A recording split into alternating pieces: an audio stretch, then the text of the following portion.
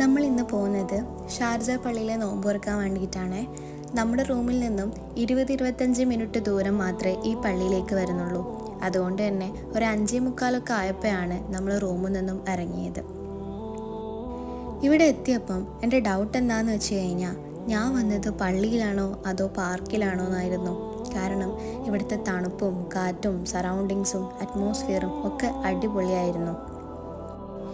ഇവിടെ ലേഡീസിനും ജെൻസിനും വേറെ വേറെ ആയിരുന്നേ നോമ്പ് തുറ ഉണ്ടായിരുന്നത്. അങ്ങനെ നമ്മൾ ലേഡീസ് സെക്ഷനിലേക്ക് പോയപ്പോഴാണ് മനസ്സിലായത്, ഇവിടുത്തെ ഹെൽപ്പേഴ്സും ക്ലീനേഴ്സും വളണ്ടിയേഴ്സും എന്തിന് നോമ്പ് തുറക്കാൻ വന്നതിൽ ഭൂരിഭാഗം ആൾക്കാർ മലയാളികളായിരുന്നു എന്നുള്ളത്. അതുകൊണ്ടെന്താ, നമ്മൾ പറയുന്ന അവർക്കും അവർ പറയുന്ന നമുക്കും ഈസിയായി മനസ്സിലാക്കാൻ പറ്റിയിട്ടുണ്ടായിരുന്നു. മാത്രമല്ല, ഒരുപാട് അറിയുന്ന ആളുകളെയും നമ്മളിവിടുന്ന് കണ്ടിട്ടുണ്ട്.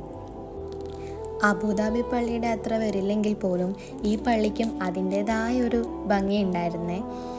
അങ്ങനെ നമ്മൾ നോമ്പ് തുറയും നിസ്കാരമൊക്കെ കഴിഞ്ഞതിന് ശേഷം പുറത്തേക്ക് ഇറങ്ങാൻ നിൽക്കുമ്പോഴാണ് മനസ്സിലായത് ഈ പള്ളിയിൽ ഇത്രത്തോളം തിരക്കുണ്ടായിരുന്നു എന്നുള്ളത്.